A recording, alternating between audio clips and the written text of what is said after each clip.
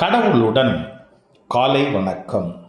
புனித மாற்கு எழுதிய நற்செய்தி 7ஆம் அதிகாரம் 1 முதல் 13 வரை உள்ள இறை வார்த்தைகள். ஒரு நாள் பரிசேயரும் எருசலேமிலிருந்து வந்திருந்த மறைநூல் அறிஞர் சிலரும் இயேசுவிடம் வந்து கூடினர். அவருடைய சீடருள் சிலர் தீட்டான, அதாவது கழுவாத கைகளால் உண்பதை அவர்கள் கண்டார்கள்.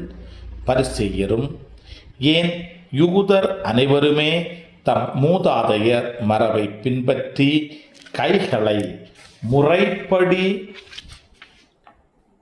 கழுவாமல் உண்பதில்லை? சந்தையிலிருந்து வாங்கியவற்றை கழுவிய பின்னரே உண்பர். அவ்வாறே கிண்ணங்கள், பரணிகள், செம்புகள் ஆகியவற்றை கழுவுதல் போன்று அவர்கள் கடைபிடிக்க வேண்டிய மரபுகள் இன்னும் பல இருந்தன. ஆகவே பரிசேயரும் மறைநூல் அறிஞரும் அவரை நோக்கி, சீடர் மூதாதையர் மரபுப்படி நடவாமல் தீட்டான கைகளால் உணவு அருந்துவது ஏன் என்று கேட்டனர். அதற்கு அவர், வெளிவேடக்காரராகிய உங்களை பற்றி எசையா பொருத்தமாக இறைவாக்கு உரைத்திருக்கிறார். இம்மக்கள் உதட்டினால் என்னை போற்றுகின்றனர், இவர்கள் உள்ளமோ என்னை விட்டு வெகு தொலைவில் இருக்கிறது. மனித கட்டளைகளை கோட்பாடுகளாக கற்பித்த பின்னர் இவர்கள் என்னை வழிபடுவது வீண் என்று அவர் எழுதியுள்ளார்.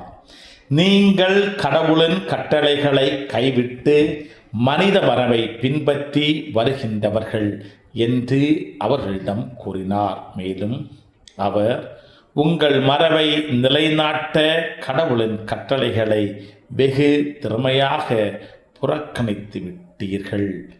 உன் தந்தையையும் தாயையும் மதித்து நட என்றும், தந்தையையோ தாயையோ சபிப்போர் கொல்லப்பட வேண்டும் என்றும் மோசே உரைத்திருக்கிறார் அல்லவா? ஆனால் ஒருவர் தம் தாயையோ தந்தையையோ பார்த்து, நான் உமக்கு கடமைப்பட்டிருக்கிறது குர்பான் ஆயிற்று, அதாவது கடவுளுக்கு காணிக்கை ஆயிற்று என்றால், அதன் பின் அவர் தம் தாய் தந்தைக்கு எந்த உதவியும் செய்ய நீங்கள் அனுமதிப்பதில்லை. இவ்வாறு நீங்கள் பெற்றுக்கொண்ட மரபின் பொருட்டு கடவுளின் வார்த்தையை பயனற்றதாக்கி விடுகிறீர்கள். இது போல நீங்கள் பலவற்றை செய்கிறீர்கள் என்று அவர்களிடம் கூறினார். கிறிஸ்துவின் நற்செய்தி. இந்த நாள் இனிய நாளாக அமைய வாழ்த்துக்கள். பல பல பல புதுமைகள், பெருமைகள், இனிமைகள் இறங்கிய நல்ல நாள், ஒரு நல்ல நாள், நம் தேவன் தந்த நாள். இது நல்ல நாள், ஒரு நல்ல நாள், நம் தேவன் தந்த நாள்.